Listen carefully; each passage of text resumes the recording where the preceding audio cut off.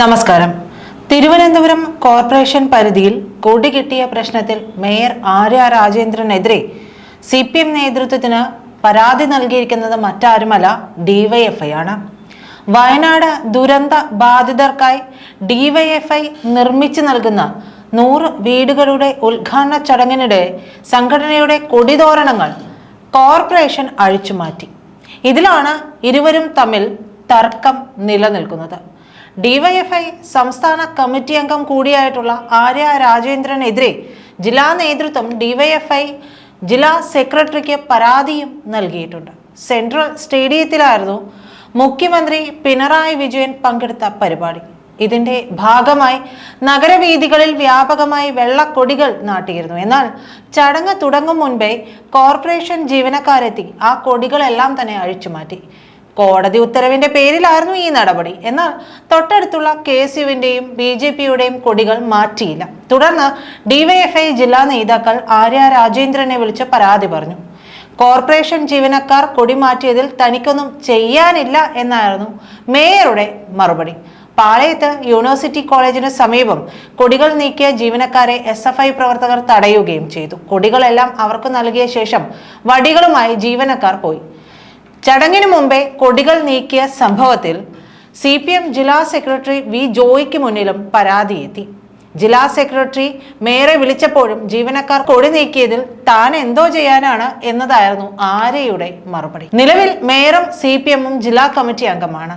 ഇതിനൊപ്പം ഉന്നത നേതൃത്വത്തിൽ സ്വാധീനവുമുണ്ട്. അതുകൊണ്ട് തന്നെ നടപടികളൊന്നും ഉണ്ടാകില്ല.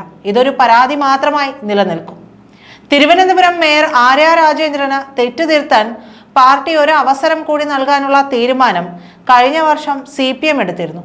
CPM ജില്ലാ കമ്മിറ്റി യോഗത്തിലാണ് അന്ന് തീരുമാനമുണ്ടായത്. കോർപ്പറേഷൻ ഭരണത്തിലെ വീഴ്ചകളും പ്രവർത്തന ശൈലിയും അധികാരം നഷ്ടപ്പെടുത്തുന്നതിന് ഇടയാക്കുമെന്ന തിരിച്ചറിവിലായിരുന്നു പാർട്ടിയുടെ ഇടപെടൽ അന്നുണ്ടായത്. മേയർ സ്ഥാനത്ത് നിന്ന് മാറ്റിയാൽ രാഷ്ട്രീയ ഭാവിയെ ബാധിക്കുമെന്നും വിലയിരുത്തലുണ്ടായി. മേയറെ മാറ്റിയില്ലെങ്കിൽ നഗരസഭാ ഭരണം നഷ്ടമാകുമെന്ന് ജില്ലാ കമ്മിറ്റിയിൽ ആശങ്കയും ഉണ്ടായിരുന്നു. ഉന്നത നേതൃത്വവുമായി ആര്യ രാജേന്ദ്രന് അടുത്ത ബന്ധമുണ്ടെന്നും അതുകൊണ്ടാണ് മേയർ സംരക്ഷിക്കപ്പെടുന്നതെന്ന വിമർശനം പാർട്ടി നേതാക്കൾക്കിടയിലുമുണ്ട്. പിന്നീടാണ് CPM ജില്ലാ കമ്മിറ്റിയിലേക്ക് ആര്യ രാജേന്ദ്രൻ എത്തിയത്. ഇതോടെ സംഘടനാപരമായ കരുത്തുകൂടി. അങ്ങനെയുള്ള നേതാവിനെതിരെയാണ് ഇപ്പോൾ DYFI പരാതി പറയുന്നത്. അതുകൊണ്ട് തന്നെ DYFI ജില്ലാ കമ്മിറ്റിക്ക് ഇനി എന്തും സംഭവിക്കാമെന്ന ചർച്ചയുമുണ്ട്. മുമ്പ് KSRTCയിൽ താൽക്കാലിക ഡ്രൈവറായിരുന്ന യദുവാണ് ആര്യ രാജേന്ദ്രനെതിരെ പരാതിയുമായി എത്തിയത്. പ്രത്യക്ഷത്തിൽ തന്നെ നിരവധി പൊരുത്തക്കേടുകൾ ആര്യയുടെ വിശദീകരണത്തിൽ ആ സംഭവത്തിലുണ്ടായിരുന്നു. പക്ഷേ പണി പോയത് യദുവിന് മാത്രം. സമാനമായി തിരുവനന്തപുരം ജില്ലാ കമ്മിറ്റിക്കും ഈ പരാതിയുടെ പേരിൽ പണി കിട്ടാനാണ് സാധ്യത.